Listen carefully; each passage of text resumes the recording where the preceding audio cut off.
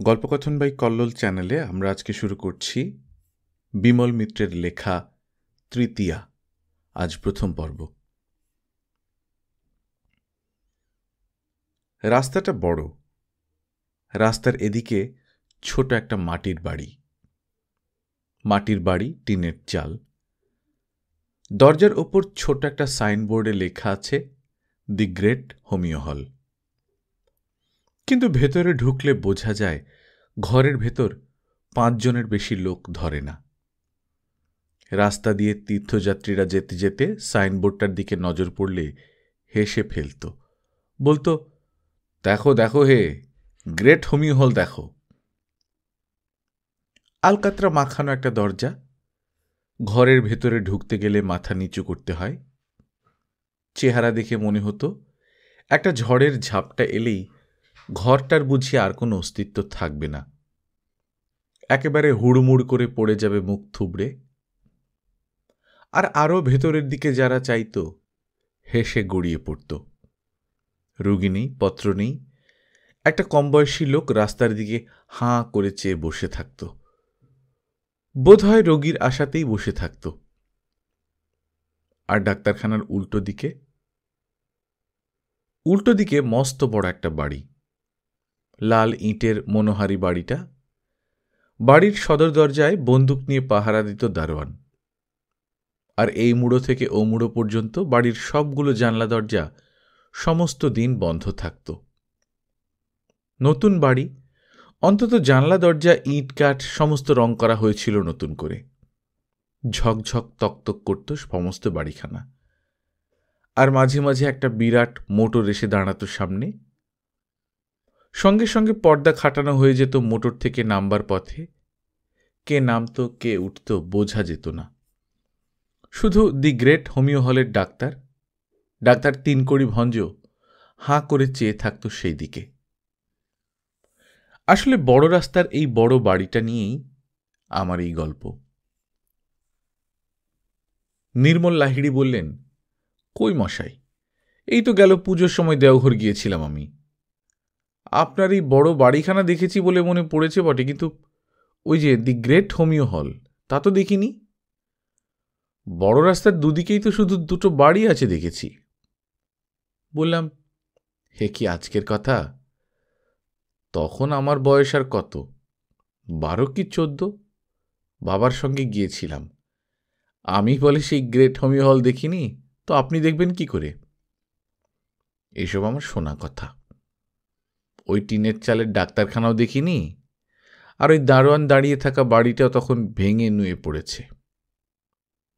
আসলে ওই ডাক্তার তিনকুড়ি ভঞ্জ আর তিনকুড়ি ভঞ্জ নেই, সে চেহারাই বদলে গেছে তার। কয়েকজন বন্ধু মিলে গল্প হচ্ছিল বিকেলবেলা। নির্মল লাহিড়ী বললেন, ছোটবেলায় কেবল ফাঁকি দিয়েছি ভাই, সুতরাং জীবনে কিছু হলো না। ভালো করে আড্ডাও যদি দিতুম তো একটা কাজের মতো কাজ হতো, আড্ডাবাজ হিসেবেও নাম হতো। এখন তো না ঘাটকা না ঘরকা। চিত্ত সরকার বললেন, যে যেমন অদৃষ্ট নিয়ে এসেছে তাই তো হবে। এই দেখো না, অদৃষ্ট ছিল 12টা ছেলের বাপ হয়েছি। সমীর দে বললেন, অদৃষ্ট ফদৃষ্ট সব বাজে, আসলে পুরস্কারই হলো সব। আইনস্টাইন বলেছেন। চিত্ত সরকার বললেন, রাখো তোমার আইনস্টাইন তোমার এত বড় যুদ্ধটা আটকাতে পারলে? সমীর দে বললেন, এই তোমাদের মতো ফেটালিস্ট নিয়ে কারবার বলেই ইন্ডিয়ার এত হয়রানি, নইলে আরো 200 বছর আগেই দেশ স্বাধীন হয়ে যেত, এই বলে রাখলাম। চিত্ত সরকার বললেন, এখন আর হয়েছে কি ভাই, সবে বিয়ে করেছে, বউটি এখনো নতুন, রক্তে তেজ আছে তোমার, তাই পুরস্কার বলে চেঁচাচ্ছে। নির্মল লাহিড়ী বললেন, অদৃষ্ট চক্র বলে চক্র, সে অদৃষ্ট চক্রের চরকিতে পড়ে হাড় মাস ভাজা ভাজা হয়ে গেল ভাই, তাই তো কেবল পালিয়ে বেড়াই। চিত্ত সরকার বললেন, সেটি পারবেন না দাদা, তাহলে আর অদৃষ্ট নাম হতো না ব্যাটার। সমীর দে বললেন, তাহলে বলুন, এই যে দালাই লামার ব্যাপার, খেয়ে দেয়ে রাজত্ব করছিল, হঠাৎ রাজ্যপাট ছেড়ে ইন্ডিয়ায় পালিয়ে আসতে হলো, এও অদৃষ্ট। চিত্ত সরকার বললেন, ওই তো মজা ভাই, যে অদৃষ্ট রাজা করায় সেই অদৃষ্টই একদিন আবার ভিখারি বানিয়ে ছাড়ে। নইলে সাধিকী আর ঋষিরা বলেছেন, ভাগ্যং ফলতি সর্বত্র। সমীরদে রেগে গিয়েছিলেন, বললেন, তাহলে বলবো ইন্টারন্যাশনাল পলিটিক্স আপনারা ছাই বোঝেন। আমি হঠাৎ বললাম, তর্ক থাক, তার চেয়ে আমি বরং একটা গল্প বলি। নির্মল লাহিড়ী বললেন, তাই বলুন। এতক্ষণ প্রায় জমে যাবার জোগাড় হচ্ছিলাম। চিত্ত সরকার বললেন, আড্ডা চলছিল, বেশ চলছিল, এই সমীরটার তর্ক তুলেই মাটি করে দিলে। সমীর দে বোধহয় কিছু বলতে যাচ্ছিলেন, আমি থামিয়ে দিয়ে বললাম, থামো তুমি সমীর, তর্ককে আমি বড় ভয় করি। বিশ্ব সংসারে তর্ক করে কেউ জিতেছে এমন নজির তো আমি পাইনি। তর্ক থামাবার জন্যই আমি গল্প আরম্ভ করলাম, কারণ গল্প হলো তর্কের জম। আমার বাবা ছিলেন নামকরা কবিরাজ। সেকালে দক্ষিণ কলকাতায় আমার বাবার মতো নামডাক আর কার ছিল জানা নেই। রাজরা অ্যাটর্নি ব্যারিস্টার থেকে শুরু করে অফিসের কেরানি পর্যন্ত অনেক ছিল তার ক্লায়েন্ট। মাঝে মাঝে কাশী, পাটনা, পুরী, আসামের চা বাগানের থেকেও কয়েকবার ডাক আসত। বাবার সঙ্গে স্কুলের ছুটি থাকলে আমিও যেতাম। এইরকম করে অনেক দেশই আমার ঘোরা হয়ে গিয়েছিল একে একে। তা সেবার দেওঘর বদ্রীনাথ থেকে ডাক এলো। কলকাতার বড় ব্যারিস্টার কিরণ চৌধুরী সেবার দেওঘরে হাওয়া বদল করতে গিয়েছিলেন। কিরণ চৌধুরী বাবার বহুদিনের পেশেন্ট। সকালবেলায় তার এলো। কিরণ চৌধুরীর সিরিয়াস অসুখ, তার পাওয়া মাত্র যেন কবিরাজ মশাই দেওঘর চলে আসেন। আমার স্কুলের তখন ছুটি চলছিল। কয়েকটা ওষুধপত্র তৈরি করিয়ে নিয়ে বাবা আর আমি দেওঘরে রওনা হলাম। কয়েকদিন বেশ কাটল দেওঘরে। বাবা তো প্রথম কদিন রোগী নিয়েই ব্যস্ত। সাহেবী কেতাদুরস্ত মানুষ কিরণ চৌধুরী দেওঘরে গিয়েও সাহেবিয়ানা বজায় রেখেছেন। সকাল থেকে রাত্রির পর্যন্ত ব্রেকফাস্ট, লাঞ্চ আর ডিনারের ঠেলায় যখন প্রায় আত্মারাম খাঁচা ছাড়া হবার জোগাড়, তখন কিরণ চৌধুরী একটু ভালোর দিকে মোড় ঘুরলেন।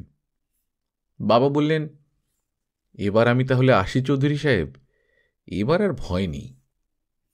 চৌধুরী সাহেব পিড়াপিড়ি করলেন, আর একটা সপ্তাহ থেকে যান কবিরাজ মশাই, সম্পূর্ণ সেরে উঠলে তবে আপনি যাবেন। বাবার অবশ্য খুব ক্ষতি হচ্ছিল না। সপ্তাহে 1000 টাকা দর্শনী, তাছাড়া খাওয়া থাকা, ওষুধের দাম, তার উপর কলকাতা থেকে আসা যাওয়ার ফার্স্ট ক্লাস ট্রেনের ভাড়া। কিন্তু বাবা বললেন, থাকতে তো পারি, কিন্তু এই সপ্তাহে আমার খাওয়ার অন্য ব্যবস্থা করতে হবে। আপনার ওই ডিনার, লাঞ্চ আর চলবে না। চৌধুরী সাহেব বললেন, তা যা আপনার সুবিধে বলুন, সেই ব্যবস্থাই হবে। বাবা বললেন, ওসব স্টু স্যুপ চলবে না, ওসব বাদ দিয়ে শুকতুনি, মোচার ঘণ্ট, ঝিঙে পোস্ত, থোড় ছেঁচকি এইসব করতে হবে এখন থেকে। চৌধুরী সাহেব বললেন, তা তাই হবে। কিরণ চৌধুরী বাহিরে খাঁটি সাহেব হলেও অন্তরে অন্তরে ছিলেন বাঙালি। বোধহয় চৌধুরী গিন্নির পাল্লাতে পড়েই অত সাহেবিয়ানার পক্ষপাতী হয়েছিলেন। নইলে অত সাহেব হলেও অসুখের সময় অ্যালোপ্যাথ না ডেকে কেন কবিরাজ ডাকলেন? তা পরদিন থেকে সেই ব্যবস্থাই হল। আমরা আরও 1 সপ্তাহ রইলাম দেওঘরে। আমরা বাপ বেটায় সকালবেলায় বেড়াতে বেরোই, দুপুরবেলা খেয়ে দিয়ে একটু বিশ্রাম করি, তারপর সন্ধ্যাবেলা আবার বেড়াতে বেরোই। তখন চৌধুরী সাহেবও ভালো হয়ে আসছেন ক্রমে ক্রমে। ঠিক যেদিন চলে আসব তার আগের দিন ঘটনাটা ঘটল। সেই ঘটনায় আমার গল্পের বিষয়বস্তু। তোমরা এতক্ষণ পুরস্কার, দৈব, নানা রকম কথা আলোচনা করছিলে। আমি চুপ করে শুনছিলাম। বইতে কেউ তো সত্যি কথা লেখে না।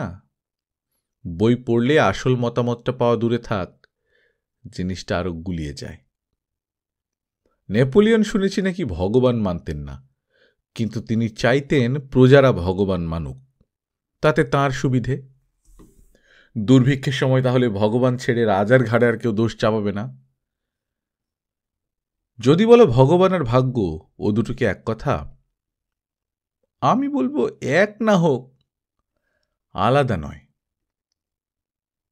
নির্মল লাহিড়ী বললেন, আবার তত্ত্ব নিয়ে কেন কচকচি করছেন? গল্পটা বলুন।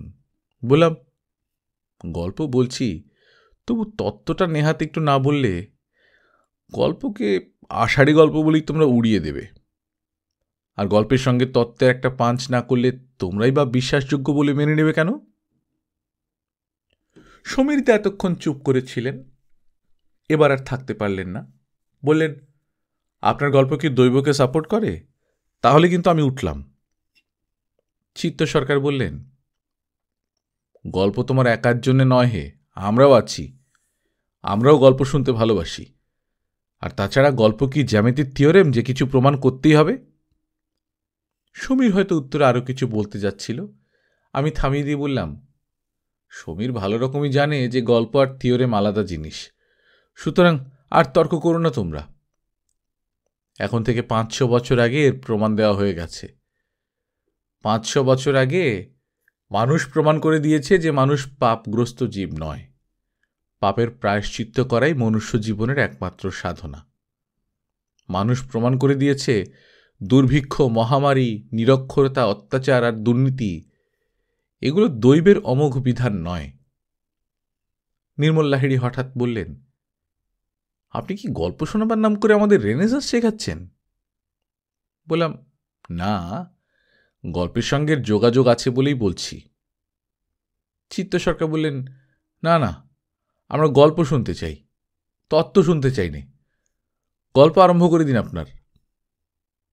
বললাম, গল্পটা মুখে বলছি, তত্ত্বটা একটু খুলে বলছি, নইলে লিখে বলতে গেলে আর বলতাম না এরকম, গল্পের সঙ্গেই জড়িয়ে থাকতো। যা হোক, সেই 500 বছর আগে যে রেনেসাঁসের আবির্ভাব হল, তার ফলে চার্চের একচ্ছত্র শাসনে ফাটল ধরল, দিকে দিকে মানুষ বেরিয়ে পড়ল নতুন দেশ আবিষ্কারের উন্মাদনায়, আর তারই প্রভাব ছড়িয়ে গেল আমেরিকায়, অস্ট্রেলিয়ায়, আফ্রিকায়, আর তারই ফলে হল লিবারেলিজম। চিত্ত সরকার বললেন, এইসব আপনি কি বলছেন দাদা? লিবারেলিজম, রেনেসাঁস, ওসব কথা কে শুনতে চাইছে? সমীর দে বলল, আগে আপনি বলুন আজকের আলোচনার সঙ্গে আপনার গল্পের যোগাযোগ কি?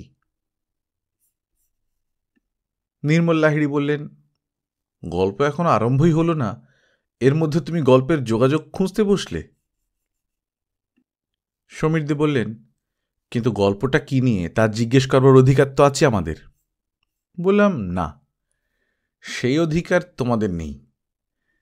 কেন নেই সে প্রশ্নের উত্তর দিতে গেলে অনেক সময় নষ্ট হয়ে যাবে, তার দরকার নেই। তার চেয়ে বলে রাখি, আমার এই গল্প প্রেম নিয়ে।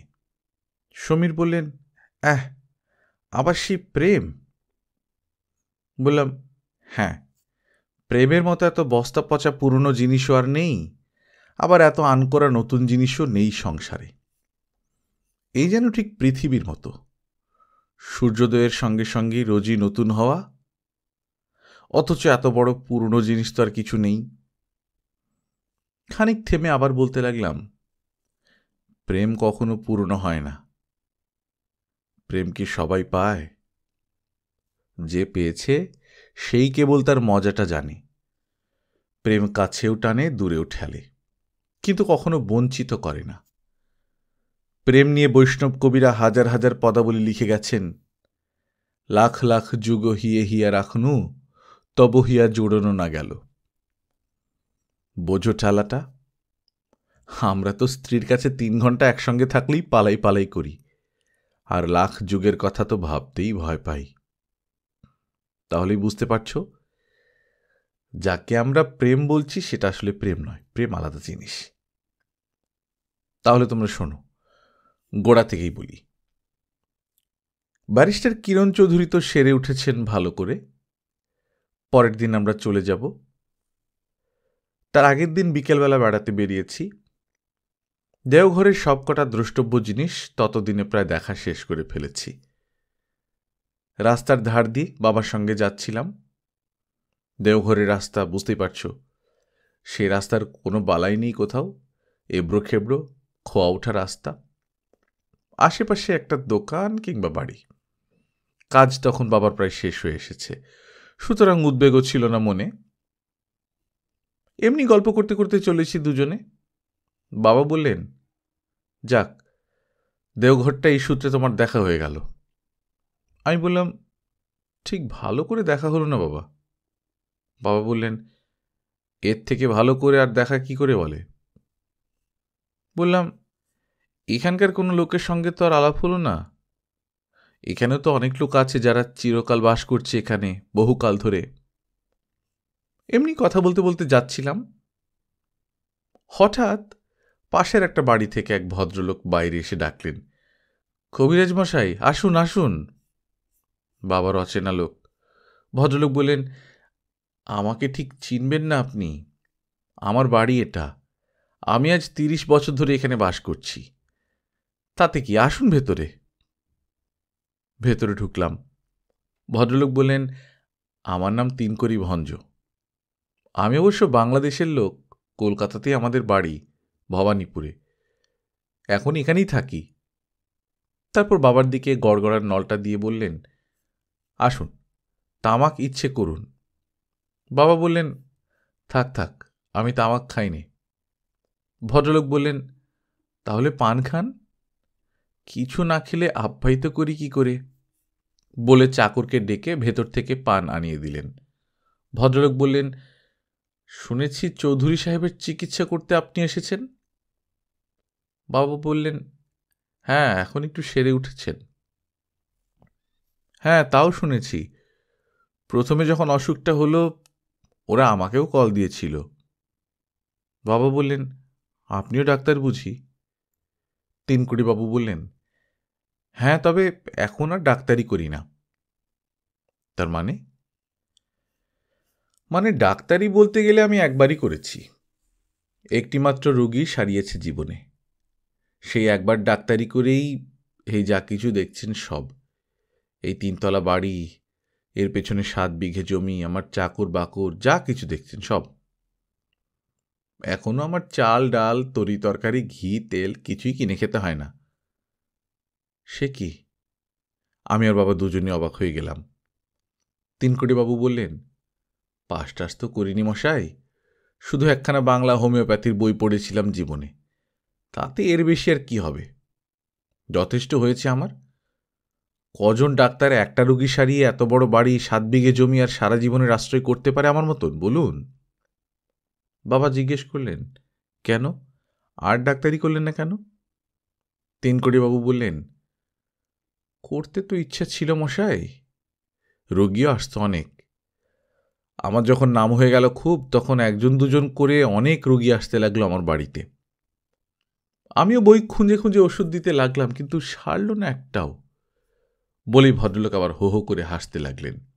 বললেন, চা খাবেন নাকি?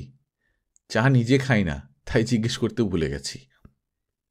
বাবা বললেন, না না, ওসব হাঙ্গামা করবেন না, তাছাড়া আমিও চা খাই না, আর আমার ছেলেও চা খায় না।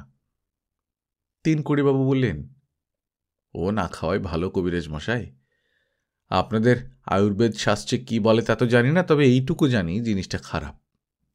বাবা বললেন, ওসব কথা থাক, আপনার গল্পটা বলুন। যাক, এসেছিলাম এখানে তাই আলাপ হলো।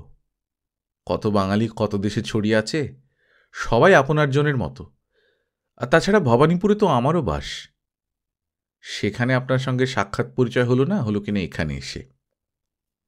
তিনকুড়িবাবু বললেন, ভবানীপুরে বাস ছিল বটে, কিন্তু এই 30 বছরের মধ্যে ভবানীপুরে আর যাওয়াই হয়নি। আর কেউ সেখানে থাকলে তো যাব। যারা আছেন তারা গেলে হয়তো খাতির যত্ন করবেন, কিন্তু যেতে আর মন চায় না। ভবানীপুরে কোন পাড়ায় আপনাদের বাড়ি? তিনকুড়িবাবু বললেন, চাউলপট্টি চেনেন নিশ্চয়ই।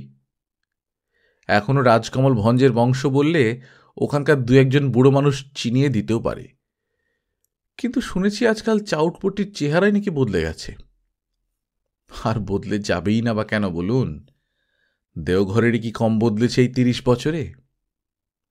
আমি যখন প্রথম এসেছিলাম এই রাস্তায় একটা আলো ছিল না, জানেন। ওই যে একটা বাড়ি দেখছেন 3 তলা, ওইখানে মাঠ ছিল, ছেলেরা ফুটবল খেলতো এখানে। ওর সামনেই একটা তেলের আলো জ্বলত টিমটিম করে। আর এই সারা রাস্তাটা ছিল ঘুরঘুরটি অন্ধকার। আর এই যে আমার বাড়িটা দেখছেন, ওখানেও কিছু ছিল না, একটা বস্তি ছিল, কয়েকটা কুঁড়ে ঘর।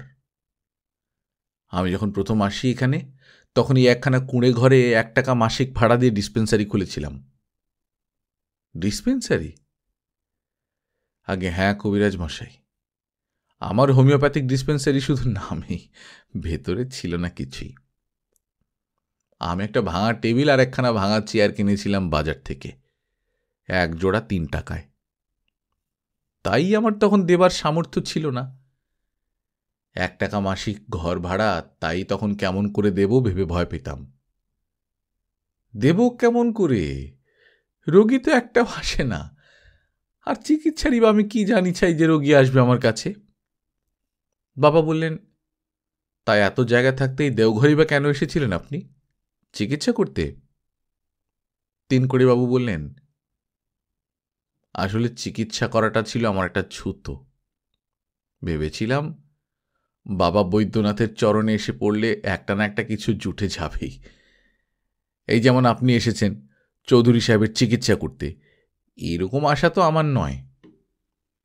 আমি বলতে গেলে একরকম পালিয়ে এসেছিলাম, বাড়ি থেকে পালিয়ে, আত্মীয় স্বজনের উপর অভিমান করে। যেদিন এসেছিলাম মনে আছে, সঙ্গে ছিল কেবল আমার স্ত্রী আর 37টি টাকা সম্বল। তবে আপনাকে সমস্ত গোড়া থেকেই বলি, শুনুন, আপনার হাতে এখন কোনো কাজ নেই তো? বাবা বললেন, না না, আপনি বলুন। মনে আছে 3 কড়িবাবুর গল্প শুনতে শুনতে ক্রমে অন্ধকার ঘনিয়ে এলো চারদিকে। দেওঘরের সেই রাত্রিটায় আসবাবপত্রের মধ্যিখানে সেই অপরিচিত ভদ্রলোকের বাইরের ঘরে বসে যেন এক আরব্য উপন্যাস শুনলাম সেদিন। আমি তখন ছোট, সঙ্গে বাবা রয়েছেন। সব বিষয়ে নিজে কোনো প্রশ্ন করছি না। একজন বৃদ্ধ লোক, 60 বছরের বৃদ্ধ, নিজের জীবনের কাহিনী শোনাচ্ছেন। কাহিনী শুনতে শুনতে আমিও যেন সেই চাউলপট্টির পুরনো পরিবেশের মধ্যে গিয়ে একজন দর্শকে পরিণত হয়েছি। সে এক অদ্ভুত সময়। তখন 1 জোড়া জুতোর দাম 3 টাকা, 1 টাকায় একটা শার্ট। সস্তা গন্ডার দিন। চাউলপট্টির স্কুলে পড়তে পড়তে একদিন নাম কাটা গেল। দাদা একদিন বড়বাজার একটা দোকানে ঢুকিয়ে দিলে, 7 টাকা মাইনে। সোজা হেঁটে যেতে হবে ভবানীপুর থেকে একেবারে বড়বাজার পর্যন্ত। গদিবাড়িতে গিয়ে 9টার সময় হাজরে দিতে হয়। চটি ফটাস ফটাস করতে করতে হাজির হতাম সেই গদিতে। দরমাহাটার 3 নম্বর বাড়ির 1 তলায় ছিল একটা খাবারের দোকান, দহিবড়া, জিলেবি, ফুচকা, এইসব। দাদা বললে, এখানে লেগে থাক, কাজ টাজ শিখে নিলে একটা দোকান করে দেবো তোকে। প্রথমে বেশ লেগে থাকলাম মশাই, বেশ কাজ করতে লাগলাম। কেমন করে খাতা রাখতে হয়, কেমন করে হিসেবের গরমিল ধরতে হয়, কত মালে কত নাফা, কত আয় হলে কত খরচ করা উচিত, কি দামে মাল কিনে কি দামে বেচা উচিত, এইসব শিখতে লাগলাম, দেখতে লাগলাম। ঘনশ্যামবাবু ছিল মালিক, গদিবাড়ির মালিক। বলতো, এ বাঙালি বাবু। ঘনশ্যামবাবু আমাকে বাঙালি বাবু বলে ডাকত। লোকটি ভালো, বয়স হয়েছে, পশ্চিমের কোন দেশ থেকে এসে পৈতৃক ব্যবসাতে ঢুকে পড়েছিল। নানান রকম ব্যবসা ছিল ঘনশ্যামবাবুর, ঘিয়ের ব্যবসা, গামছার ব্যবসা, কাপড়ের ব্যবসা। যা ধরত তাতেই লাভ হতো। এইরকম 10টা গদি ছিল বড়বাজারে। ঘনশ্যামবাবু টেলিফোন নিয়ে বসে থাকত সারাদিন আর হুকুম করত একে ওকে। আমি 7 টাকা মাইনের চাকর, বেশি ক্ষমতা ছিল না আমার। দূর থেকে দেখতাম ঘনশ্যামবাবু টেলিফোনে কাকে বকছে, আর আমার প্রাণ দূর দূর করত। যদি আমাকে বকে কোনোদিন ওই রকম করে। ঘনশ্যামবাবু গদিতে থাকত রাত 9টা পর্যন্ত, এক একদিন 7-8টা পর্যন্ত। তার জন্য আমরাও বসে থাকতাম, দেরি করে কাজ করতাম। দাদা চাকরি করত সওদাগরি অফিসে। অফিস থেকে রাত্রে বাড়িতে ফিরে আমাকে দেখতে না পেয়ে খোঁজ করত, বলতো, এত দেরি যে তোমার? বললাম, ঘনশ্যামবাবু আজ অনেক রাত্রিরে বাড়ি গেলেন। দাদা বলতো, গদি থেকে আর কোথাও যাবে না, সোজা বাড়ি চলে আসবে। 7 টাকাতেই আরম্ভ করেছিলাম চাকরি। ঠিক ছিল 2-1 মাস কাজ করলে মাইনে বেড়ে 10 টাকা হবে। তাই বড় মন দিয়ে কাজ করতাম। আমার কোনো দিকে নজর ছিল না। আমাদের বয়সের ছেলেদের কত দিকে আকর্ষণ ছিল তখন। ভাবতাম সংসারে যার দাদা ছাড়া আর কেউ নেই, তার পক্ষে কোনো বিলাসিতেই শোভন নয়। না খেলা, না বেড়ানো, না পড়াশুনো। পড়াশুনো যেন আমার কাছে বিলাসিতা। সকালবেলা হাঁটতে হাঁটতে যেতাম সেই বড় বাজারে। সেখানে গিয়ে নিজের ডেস্কের সামনে বসে খাতা লিখতাম এক মনে। সংসারে কেই বা ভালোবাসত আমাকে দাদা ছাড়া? বাংলাদেশে মেয়ের অভাব নেই। একদিন আমারও বিয়ের সম্বন্ধ এলো। দাদা বললেন, তোমার তো ভাবনার দরকার নেই, যা বলছি করো। আমি একটু ইতস্তত করেছিলাম, মনে আছে। দাদা বললেন, আমি যখন রয়েছি তোমার ভাবনা কি? তুমি যেমন চাকরি করছো করে যাও, আমি তো মরিনি। মনে আছে ঘনশ্যামবাবুর কাছে গিয়ে ছুটি চাইতেই বললেন, শাদির শখ হয়েছে? বললাম, দাদা খুব পেড়াপিড়ি করছেন তাই। কতদিনের ছুটি? বললাম, 3 দিন। 3 দিন হলেই চলবে আমার। ঘনশ্যামবাবুর লোক ভালো। হেড মুন্সি ছিলেন পণ্ডিতজি। পণ্ডিতজিকে বলে আমার 3 দিনের ছুটির ব্যবস্থা করে দিলেন। বিয়ের নামে অন্য সকলের আনন্দ হয় শুনেছি, কিন্তু আমার যেন কেমন আতঙ্ক হলো মশাই। সে কতকাল আগের কথা, প্রথম যৌবনের কথা সব। তখনকার দিনে আনন্দ হলেই স্বাভাবিক হতো, একটু রোমাঞ্চ কি একটু উত্তেজনা, কিন্তু আমার সেসব কিছুই হয়নি, মনে আছে। আমার কেবল মনে হয়েছিল দাদার ঘাড়ে আরো বুঝি বোঝা চাপানো হলো। কেমন করে সংসার চলবে, কেমন করে এতগুলো মুখের অন্ন যোগাবে দাদা? দাদা ছিল আমাদের দেবতুল্য লোক। দাদা ছিল আমাদের দেবতুল্য লোক। সংসারের সমস্ত বোঝাটা নিজের মাথায় চাপিয়ে যেন আনন্দ পেত দাদা। আর বৌদির নিজের বলতে কিছুই ছিল না, দাদার কথাতেই সব চলত। সংসারে এমন এক একজন মানুষ নিশ্চয়ই দেখেছেন আপনি, যে সকলের সব দায়িত্বের সব চাপটা নিজের মাথায় নিশ্চিতে চালিয়ে নিয়ে যায়, অন্য লোককে বুঝতে দেয় না কিছু। আমার দাদা সেই প্রকৃতির লোক ছিলেন। দাদার ছেলেমেয়েরা বড় হয়েছিল, তাদের ভাবনাও আছে, তাদের চাকরি, তাদের বিয়ের ভাবনাও আছে। বিধবা বোন ছিল একজন, তখনও 2 বোনের বিয়ে দিতে হবে দাদাকে। তা সত্ত্বেও আমার বিয়ের জন্য দাদা যে কেন অত পেড়াপিড়ি করছিলেন কে জানে। দাদার সব কথাতেই বলতো, তোমরা তো ভাবছ কেন, আমি তো আছি। দাদা যে আছে তা তো আমরা জানতাম, কিন্তু দাদার সামর্থ্যও তো আমরা জানতাম। তাই সবাই আমরা দাদার মুখের দিকে হাঁ করে চেয়ে থাকলেও দাদার মুখের হাসি কখনো থেমে যেতে দেখিনি। সকাল থেকে সমস্ত সংসারটা দিদি বৌদি মিলে যেভাবে চালিয়ে যেত, দেখে আমারও কেমন মায়া হতো। আমি মাইনেটা এনে দাদার হাতে তুলে দিতাম। দাদা সেই কটা টাকা নিয়ে 1টা টাকা আমার হাতে দিত, বলতো, তোমার খরচাপত্রের জন্য এটা রাখো। তা আমার যেন কেমন লজ্জা করত মশাই, মাত্র তো ওই কটা টাকা মাইনে, তার মধ্যে দাদাকেই বা কটা টাকা দেব, আর চলবি বা সমস্ত কি করে? হঠাৎ যদি দাদার একটা কিছু ভালো মন্দ হয়, তখন করব কি আমরা?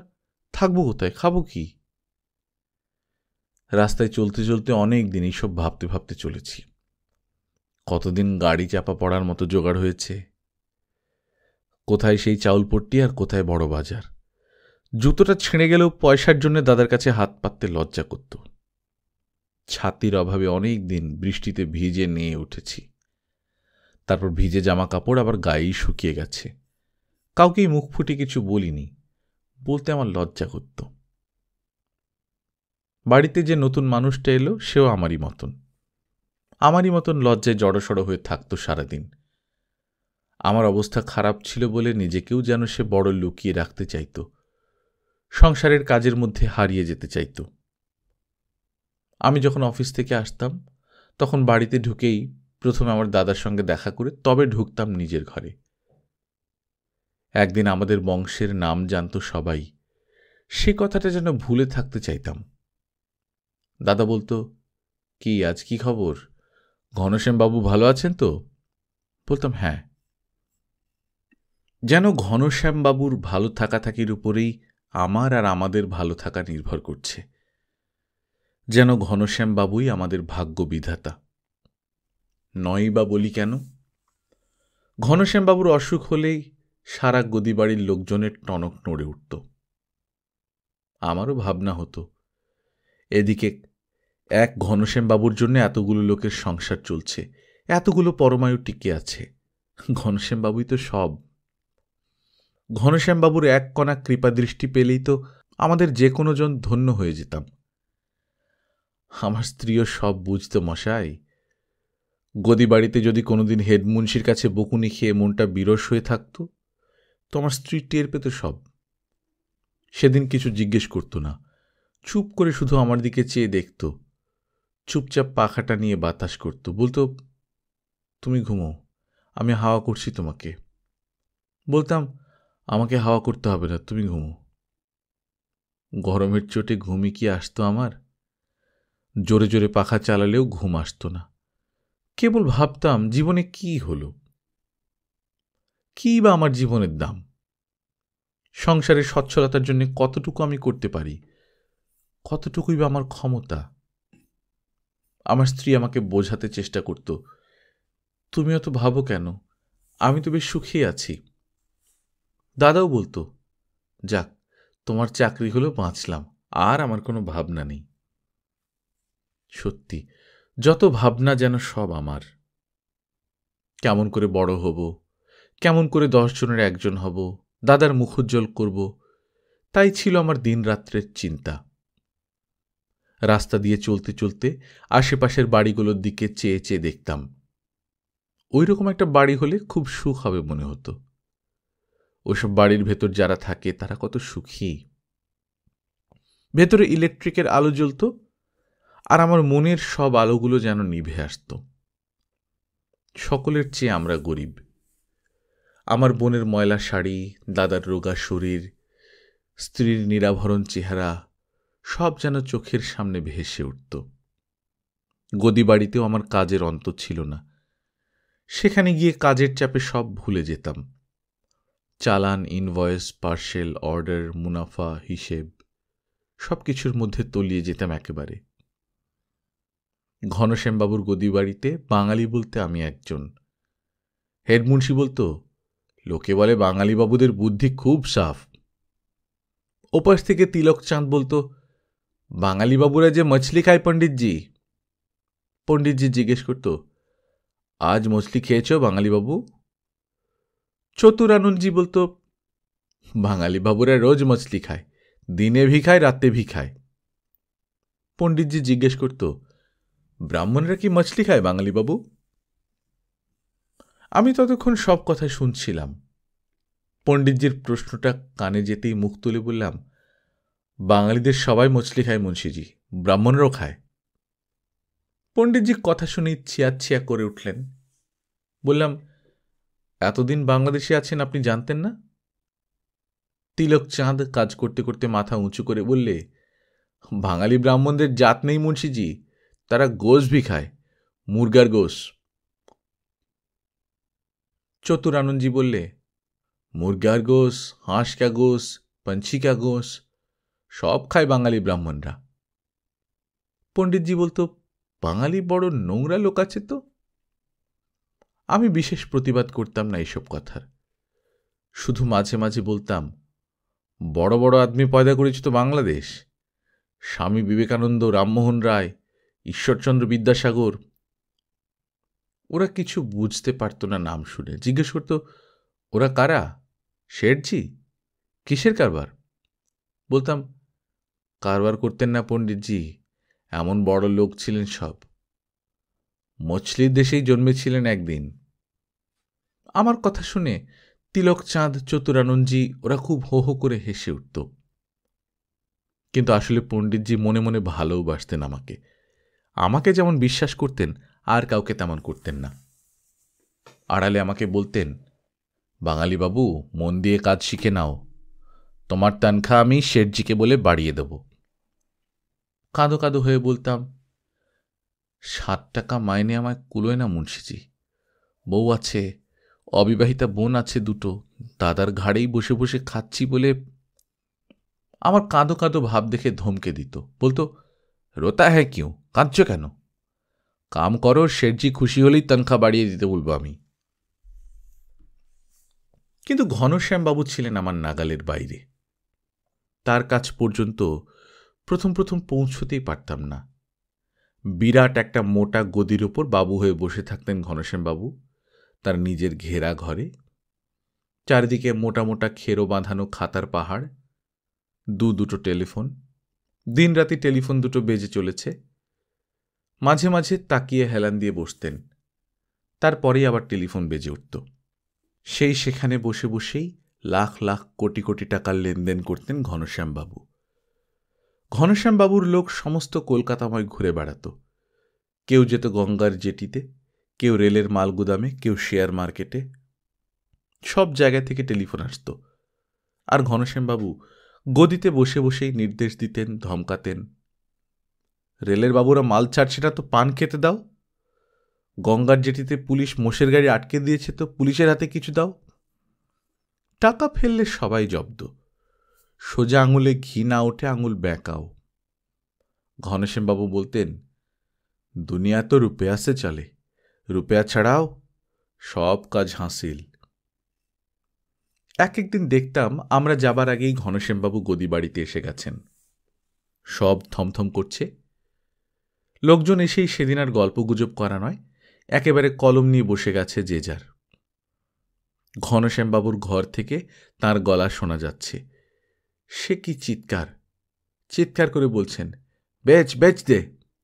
কখন আবার বলছেন, লি লি লি। প্রথম প্রথম আমি কিছুই বুঝতাম না।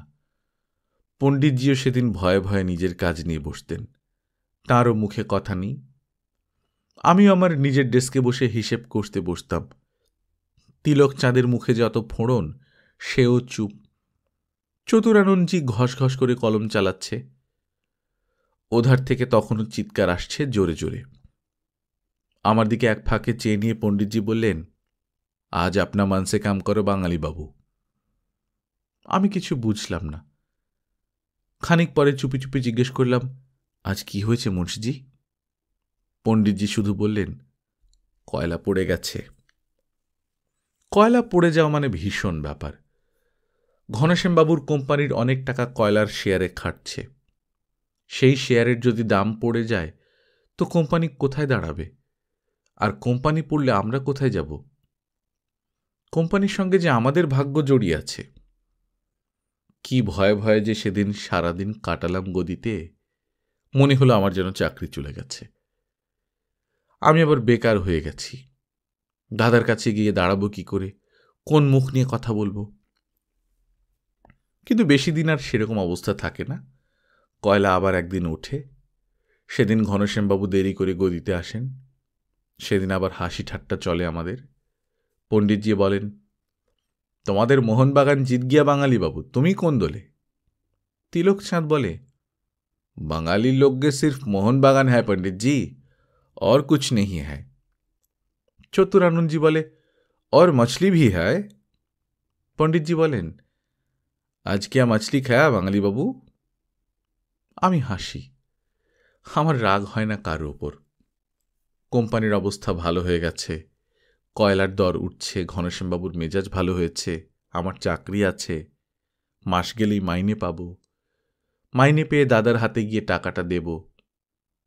বোনের শাড়ি কেনা হবে, চাল ডাল তেল নুন আটা কেনা হবে। রাস্তা দিয়ে যেন আমি রাজার মতো বুক ফুলিয়ে হাঁটি। আমিও সুখী, আমার চাকরি আছে, আমার তো সব আছে। সেদিন স্ত্রীর সঙ্গে হেসে কথা বলি। স্ত্রী এসে কালীঘাটের প্রসাদ দেয়, বলে, তুমি যেরকম ভাবিয়ে তুলেছিলে তাই মায়ের বাড়িতে গিয়ে পুজো দিয়ে এসেছিলাম। গল্পকথন বাই কল্লোল চ্যানেলে আপনারা শুনছেন বিমল মিত্রের লেখা তৃতীয়া। আজ প্রথম পর্ব। আমরা নিয়মিত গল্প পাঠ করে শোনাচ্ছি। আপনারা যারা প্রথমবার মতো শুনছেন কাইন্ডলি সাবস্ক্রাইব করে নেবেন। গল্প পাঠ ভালো লাগলে বন্ধুদের সঙ্গে শেয়ার করবেন। নিজে ভালো থাকবেন, আশপাশের লোকজনকে ভালো রাখবেন। টাটা।